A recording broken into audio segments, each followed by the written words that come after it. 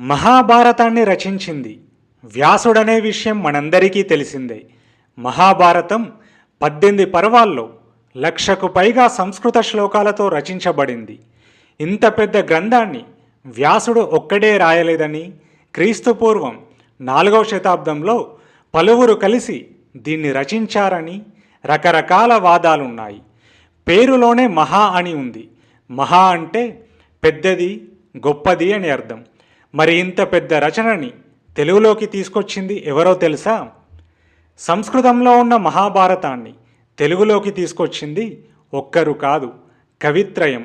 అంటే ముగ్గురు కవులు, నన్నయ, తిక్కన, ఎర్రన. ఈ ముగ్గురు ఒకే కాలానికి చెందినవారు కారు. ఈ ముగ్గురే మహాభారతాన్ని తెలుగులోకి తీసుకొచ్చారు. అనువదించారు అని చెప్పలేం. ఎందుకంటే అనువాదం అంటే ఒక భాషలో ఉన్న కంటెంట్ని ఉన్నది ఉన్నట్టుగా మరో భాషలోకి రాయడం. అనుసృజించారు అని చెప్పొచ్చు. అంటే ఒక భాషలో ఉన్న కంటెంట్ భావం, మూలార్థం చెడకుండా కుదించి కానీ పెంచి కానీ రాయడం. అలా మహాభారతాన్ని ఈ కవిత్రయం సంస్కృతం నుండి తెలుగులోకి అనుసృజించారు. అయితే మహాభారతాన్ని తెలుగులోకి తీసుకురావాలన్న ఆలోచన మాత్రం 11వ శతాబ్దపు తెలుగు రాజైన రాజరాజ నరేంద్రుడికి వచ్చింది. అందరూ భారతం గురించి గొప్పగా చెప్పడం విన్న నరేంద్రుడికి అంతటి గొప్ప రచన మన తెలుగులో మాత్రం ఎందుకుండొద్దు అనుకున్నాడు.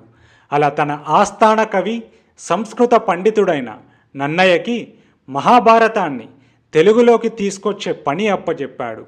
రాజు ఆజ్ఞ ప్రకారం నన్నయ్య మహాభారతాన్ని తెలుగులోకి తీసుకొచ్చే పనిని తన 50వ ఏట ప్రారంభించాడు. నన్నయ్య మొదటి 2 పర్వాలని పూర్తి చేసి 3వ పర్వం సగం పూర్తయ్యే సమయానికి చనిపోయాడు.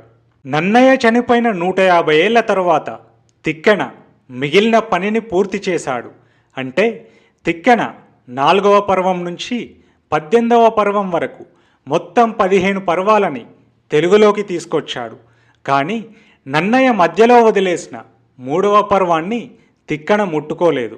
అయితే తిక్కన సంస్కృతంలో ఉన్న శ్లోకాలని యథాతథంగా తీసుకోలేదు. దాంట్లో నుండి దాదాపు 3వ భాగాన్ని వదిలేశాడు. అంటే ప్రతి పర్వాన్ని కుదించాడు. తిక్కన మరణించిన తర్వాత నన్నయ్య వదిలేసిన 3వ పర్వాన్ని ఎర్రన పూర్తి చేశాడు.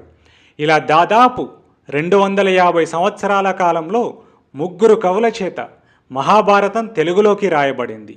అప్పటికింకా కాగితం, అచ్చుయంత్రాలు లేవు కాబట్టి మొత్తం రచనను వారు తాటాకుల మీద రాశారు. ఈ కవిత్రయం కూడా 1,00,000కు పైగా సంస్కృత శ్లోకాలని తెలుగులోకి కొన్నింటిని పద్య రూపంలోకి, మరికొన్నింటిని వచన రూపంలోకి మార్చారు. వాళ్ళు రాసిన తెలుగు కూడా ఇప్పటి వాడుక భాష తెలుగు కాదు, గ్రాంధిక తెలుగు. ఆ తెలుగు పండితులకు తప్ప సాధారణ వ్యక్తులకు అర్థమయ్యే తెలుగు కాదు. ఇప్పుడు మనకు అందుబాటులో ఉన్న మహాభారతం ఏ గ్రంథమైనా అది వ్యాసుడు రచించిందని చెప్పడానికి లేదు. అది కవిత్రయం రచించిన దానికి తెలుగు రూపం మాత్రమే.